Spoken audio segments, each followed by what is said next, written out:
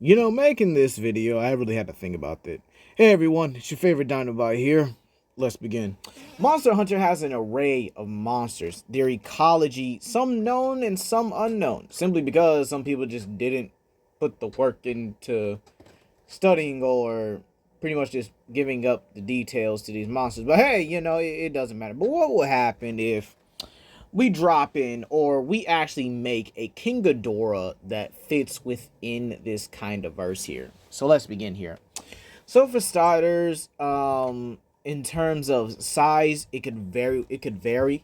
King Ghidorah, well, let's get power level out of the way. King Ghidorah would have to be beyond Black Dragon level. It's not even up for debate. He's way above Fatalis. Just absolutely monstrous. An absolute living extinction. Okay? He's literally has the weight, size, and power advantage over Fatalis. Now look, if y'all want me to do a versus battle, I'll be happy to do it. Just let me know in the comment section down below and I'll add it. Probably it's gonna have to be for the third week because next week is Transformers week. So I hope you guys are ready for that one as well. So in all honesty, yeah, Fatalis actually gets put down on the pedestal because King Ghidorah kind of just takes over here. Now, in terms of ecology, King Ghidorah would basically be an unknown species that comes down to prey upon everything. Elder dragons, elder dragon level monsters, you name it. It may even be a monster that causes, every other monster to kind of like band together and fight against it. You have a bunch of elder dragon and elder dragon level monsters pretty much coming together to basically try and jump King Ghidorah here. Okay?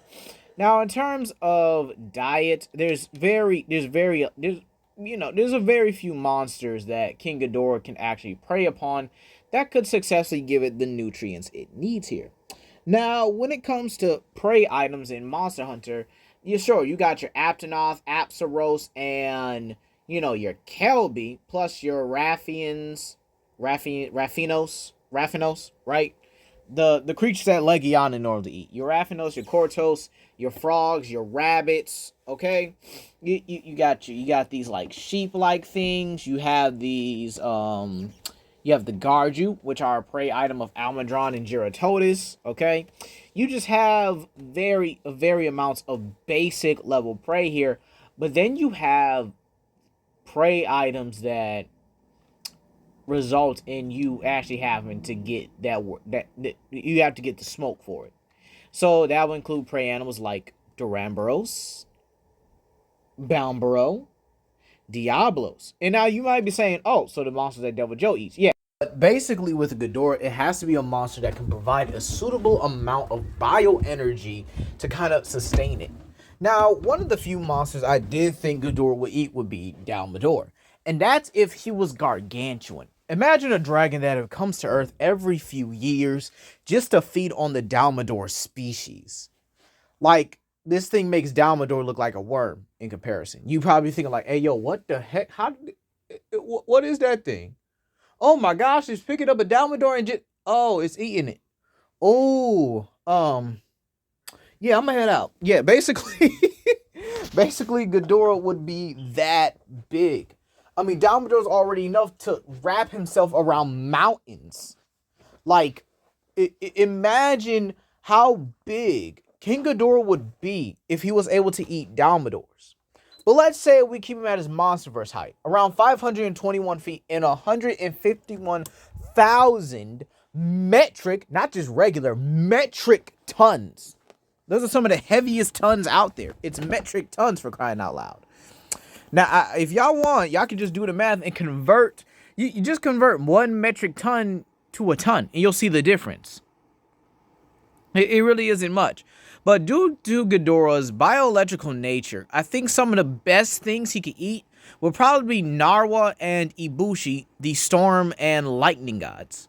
Now, you might say, okay, Legendary, why do you think those are the best ones? Well, simply because they have enough bioelectric nature to probably fuel Ghidorah. We got to remember that Ghidorah was also a monster that pretty much ate a power plant of Blossom. Sorry, he ate the entire power plant of Blossom, literally like That city cannot recover from the electrical shortage. That's how much electricity he absorbed from that. Matter of fact, I wish the Monsters even gave us an update on basically you know, the energy levels of Boston afterwards, because Ghidorah basically ate their entire power supply from just one generator. I mean, it was absolutely frightening just to see that.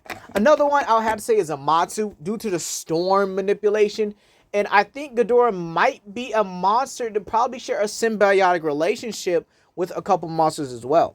Let's say he doesn't prey on Amatsu. Amatsu can benefit from having storms based off Ghidorah. As a matter of fact, another Titan known as Titanus Camazotz, if you guys have read the Kingdom Kong comics, had benefited from excuse me, had benefited from Ghidorah's storm basically being around Skull Island, so that way it blocked out the sun so it could come out. So Amatsu might be able to get its, well, rain supplies or whatever it needs the storms for to basically get to where it needs to be. Plus, there might be a couple monsters that simply follow Ghidorah just for the safety of food. Ghidorah could leave death and destruction in his past, and this could give scavengers a chance here. For example, Odogaron probably would follow Ghidorah, and maybe even other scavengers like Basilgoose would follow Ghidorah, because he provides a subtle nourishment and plentiful nourishment from the dead bodies he leaves because of the destruction his storm causes. Even monsters like Cadeus and Narcarcos wouldn't be safe. If a Cadeus decides to breach and Ghidorah's waiting for it, what's to stop Ghidorah from diving in and snatching it up? Narcarcos is also at risk because it does come on land to feed on monsters like Brachydios and Glavenus. Monsters like that are putting Narcarcos in a very real danger. Because again, Ghidorah is probably going to operate like Nergigante and get the most bioenergy he can get out of it. And unfortunately, that means Elder Dragons and Elder Dragon level monsters. If you guys want, you guys can go back and watch my Duramboros video where Duramboros, I basically just gave a theory on why Duramboros isn't hunted as much as some of the other brute wyverns like Bomboro. I actually gave my opinion and said that but Duramboros might actually be on the same caliber, or at least close to the caliber, of Elder Dragon level monsters. To the point where even Devil Joe doesn't want to prey on them. I mean, you gotta have something to keep you out of trouble, you know? And just the sheer fact that some of these monsters actually are like radiating with bioenergy, I think it's pretty safe to say here Ghidorah would eat a lot of these monsters here. Even Devil Joe wouldn't be safe. Let's be real. Ghidorah would say like, oh, a pickle. Delicious. A Cantor, Eucanlos, monsters like Gormagala, they wouldn't be safe. Now, there are, like I said earlier, there are a couple monsters that will probably follow Ghidorah because he has that storm. It'll provide nourishment, and they'll be able to take pieces of that storm and use it for its own being. Ooh, excuse me. Use it for its own well-being. This means that Ghidorah pretty much provides a good system and could possibly provide a good subsistence for other monsters. Maybe even eating a Dalmador could provide nourishment for carnivores for like years and maybe even millennia to come. Ghidorah could kill a Dalmador and that will supply a lot of carnivores, pretty much saving herbivores a lot of time. Okay? Unless some of the carnivores prefer their meat fresh or whatever, and then if they just do, then honestly it's stupid because you're missing out on a free meal here. So anyway, you guys, Ghidorah in Monster Hunter has a very big chance of turning that ecosystem around. Now, onto the hunting aspect, it would make some sick armor.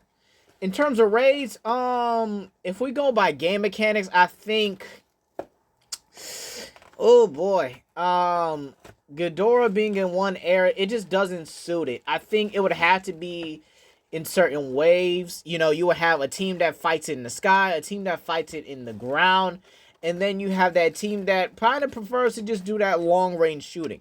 Like, it would have to be based on your weapon. If you have a melee weapon, then you get close. But if you don't, you need to be at a fairly safe distance in order to do it. Okay? So again, it would change how hunting is, and it would be the most annoying boss fight. Let me tell you this. Let me tell you why. His regeneration would kick in, and it would just make it super annoying for, all of y'all. It would. Let's be real here. Ghidorah's, moveset, the way he combos and everything, it would make it absolutely terrible for all y'all just to even fight him. Y'all would quit the game. I guarantee y'all, most, if not all of y'all, would start quitting the game just due to how Ghidorah does things. I mean, this is the same monster that be giving Godzilla the smoke every single day. And that possibly is even stronger than Godzilla. I mean, literally, if I did Godzilla and Monster Hunter, which I'll probably do for like another week or so, because remember, next week is Transformers week. I hope I said that. But yeah, this Ghidorah changes so much in the Monster Hunter verse that it's not even remotely funny. He's literally built different than any other monster. And just to think how aliens could have been explored in the Monster Hunter franchise. But hey, I'll see you guys later. Peace.